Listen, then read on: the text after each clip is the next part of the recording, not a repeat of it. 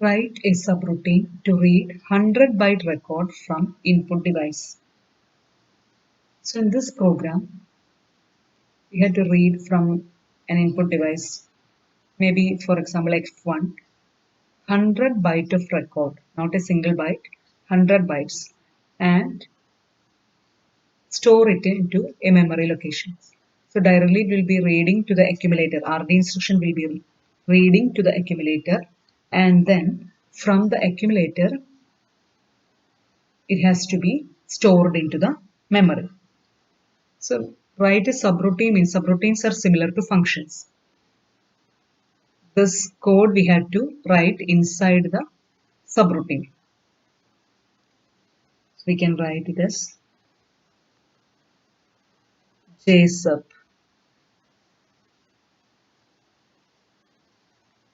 JSUB, which means jump to subroutine.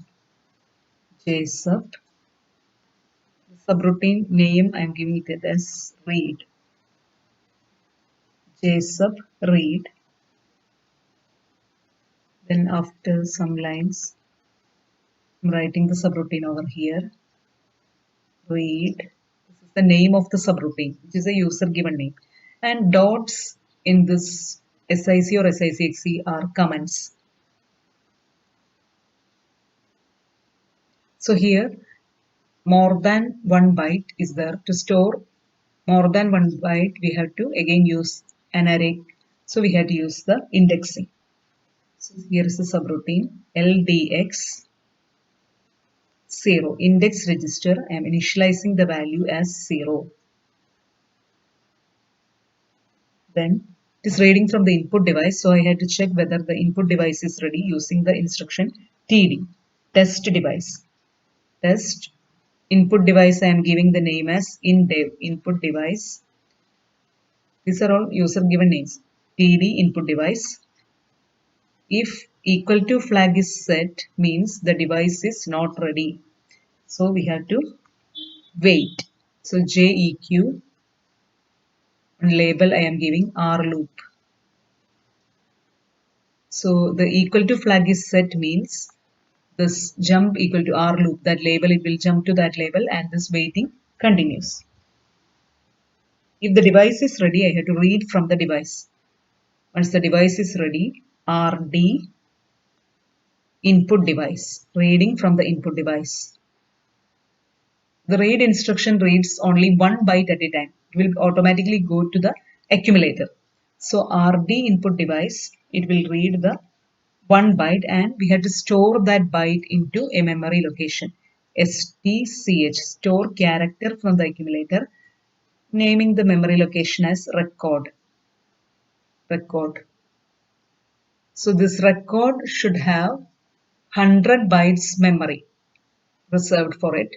So record that first position X is initialized to, index register is initialized to 0. So that position we had to store that first character. STCH record comma X. Now we had to check whether 100 bytes has reached. If it has not been reached, then we had to continue this loop.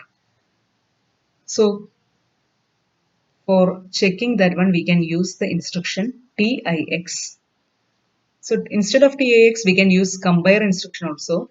But for compare instruction, then we have to write the instruction for incrementing X register, the index value, and then compare instruction. But here TIX instruction does both. That is TIX, if I am giving the variable K100 here. That means the value, constant value 100. So two things it will do. First, it will increment the X register automatically, and then only it will do the comparison of this X register value and the operand value. So X register now it is having the value 0. It is compared with this K100. It is 100, constant 100. So it is compared. 100 is not reached means JLT, jump less than. Then next byte I have to read from the input device. So JLT R loop. So the program control will jump to the R loop, again waiting for the input device. If the input device is ready, we'll read the from second byte from the input device to the accumulator. Then stch, store accumulator content to this record comma x already has been incremented by the ax instruction, so it is the value will be 1. So that next position it will store of this record array.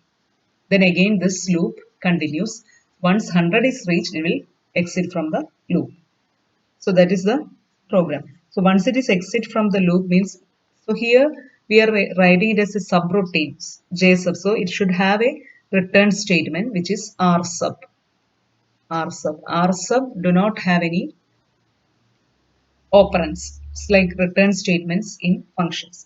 Now we have to declare the variables and constants we have used in this program.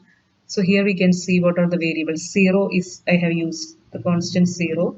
So I had to declare it as here 0. Then word, it's an integer constant. So 0 word 0. Then next is input device. Input device, I can give a device number, input device byte. I am giving it as F1.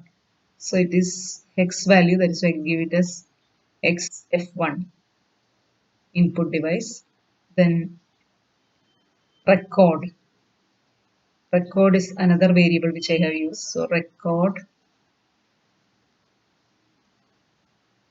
reserve byte. Record reserve byte. Then 100. Record reserve byte 100. Then K100 also I have used constant. So K100 word 100. So these are the variables I have used in this program. So this is how we have written using the instruction from SIC.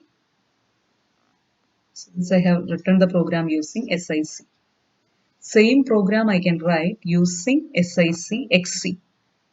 So if I use SIC XC, as in previous cases, I had to avoid the constant declaration. Instead of constants, I can directly use the immediate values. So same program, all other things will be same. So this J sub, jump to subroutine, read. Subroutine name, any name I can give. Since it's for reading, I have given the name read. Then here I have defined, like function definition, we can define the subroutine. Read, then index register, LDX, load the index register with direct constant value, that is 0, hash 0, initializing the index register. Then another register I am using for storing the number 100 to check whether the limit has reached 100. Then the same thing, this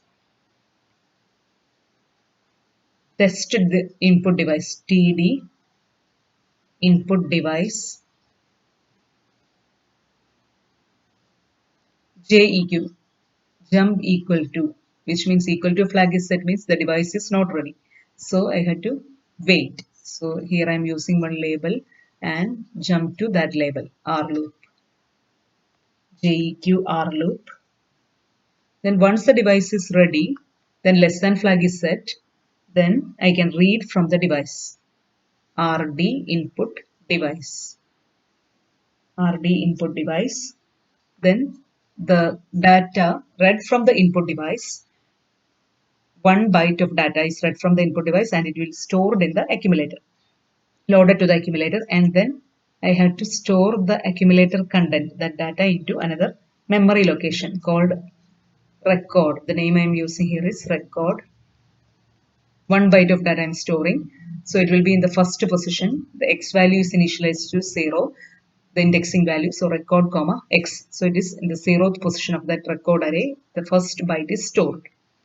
Then I have to repeat this process In between, I had to compare also whether I have read 100 bytes. For that, I can use in SIC, I have used TIX. Here, I can use TIXR, in which the operand will be a register. So T, already in T, I have stored the value 100.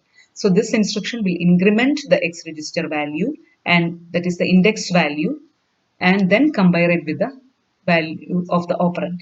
So X register value now incremented to 1. Whether it is reached 100, it is checking. If it is less than, means I have to continue the loop. So JLT R loop. Again, I have to take another byte from the input device. So this loop continues until it reaches, the index value reaches 100. So this is the subroutine. So after completing the subroutine, I have to write the R sub instruction to return from the subroutine. Again, now I have to use the whatever variables I have used in this program. So one is input device, INDEV is a hexadecimal constant. So I'll use the this word byte, keyword byte. Then if the device number, I am giving it as F1. So XF1. Then another variable I am using here is the record. Constants I am not using in this, not declaring in this SICXE program. So record reserve byte. So it should be a 100 byte array. Record reserve byte 100.